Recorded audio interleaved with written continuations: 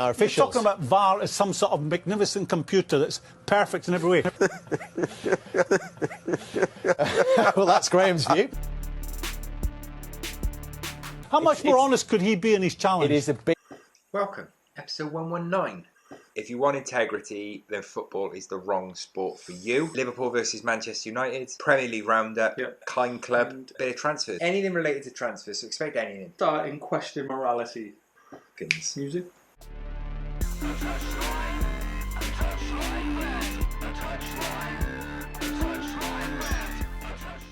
If you want integrity, then football is the wrong sport for you. Out of the recent Real Madrid debate, where Valverde got sent off, made a deliberate foul, got sent off, and ultimately made his team won on penalties. And if he hadn't made that foul on Morata would more than likely have scored. Every single person I spoke to about this is under the impression that that was the right decision to make for the time, and anyone who's that competitive would do that. Yeah, no one said to me anything other than they agree that it was the right decision. Taking one for the team. It's the quintessential taking one for the team, this example. So integrity in football, it's hard to come by. Yeah. And let's face it, we're remembering this now. No one's going to remember. All they'll remember is when Real Madrid won something else and notched up something else. Valverde gets a one-match ban. And he won MVP of the tournament. And he won man of the match. Yeah. So that's where integrity gets you. Yeah. Nowhere. That's it. I got a new section for this.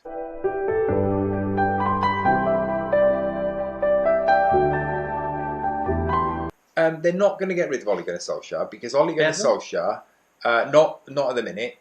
One, because the bulk of Man United fans, they're not going to boo Ole Gunnar Solskjaer.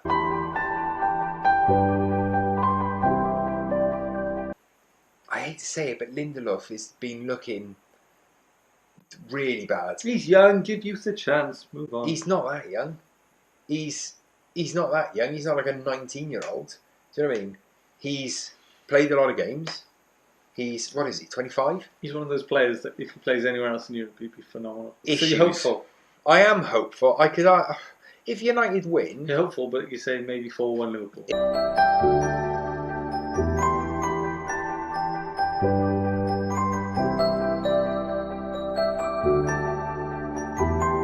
If United win, it genuinely would not surprise me as much as it would probably shock other people.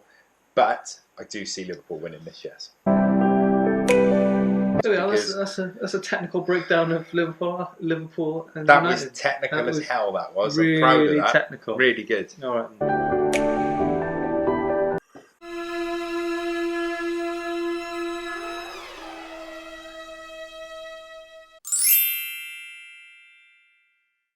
Watford have had a resurgence of late. I think Troy Deeney coming back into that side is crucial. Troy Deeney's one of my favourite footballers because of his mentality. I like the fact that he seems a regular runner, that he talks absolute sense as well. He's not media trained. You don't get down to earth. You don't get more than Troy Deeney. He appreciates everything. When Troy Deeney does an interview, I know that I'm going to potentially get absolute gold. Shout out Troy Deeney. Now, I want to ask you a question here. Has Jose made an impact at Spurs? Spurs would have been in a worse situation without him. Yeah. And it's a case of putting an arm around those players and making them tick again in a new light. So, yeah, he is making an impact. Okay, fair enough. You can't fault that. How long it lasts is questionable, as is life, as is football, as is the way. As is everything. What's the problem with Bournemouth?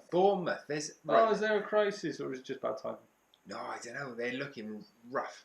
They are looking rough. I think they're good. Unless they turn this around quickly, they are good. Like a badger. Bournemouth the Badger. I genuinely can see them going down, which is scary because they're far better than they're showing right now. But look, injuries on potential stars is how I've always seen Bournemouth. They've got the abilities within their ranks to really push through. However, they always get destroyed by injuries year after year. I don't think it's a double game week, but we've got 2 game weeks in quick succession. Especially if Arsenal get beaten by Sheffield United, like I think they will, and Chelsea beat Newcastle. I think this could be such a Debbie Downer. I am. End it there. Okay. Say something. There's 2 sets of games for every club this week, and we think you should watch both of them. Yeah.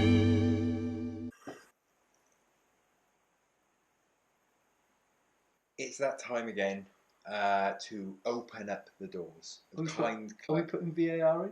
We're not putting VAR into Kind Club. no. Not yet. Needs to do more. Come back another week and see if they get in. We're going to put in Matty Ryan. Oh, okay. Matty Ryan from Brighton. He's Australian, isn't he? He is Australian, and he has been.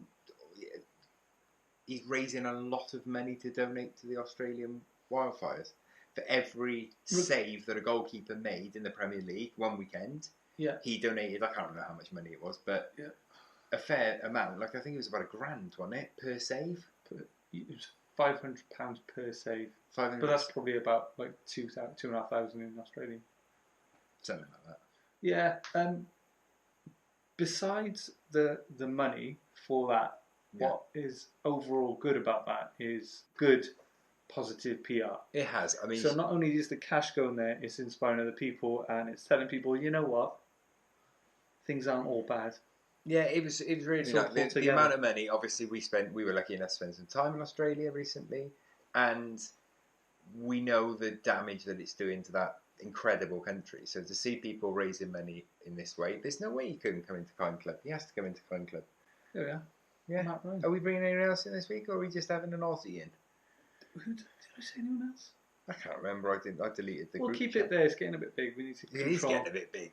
We need to control numbers. We've got Athletic Bilbao in here. We got all sorts in here. Jermaine Jennings is there, knocking around with Chris Smalling. Chris Smalling's having a brew. Roma are there. Yeah.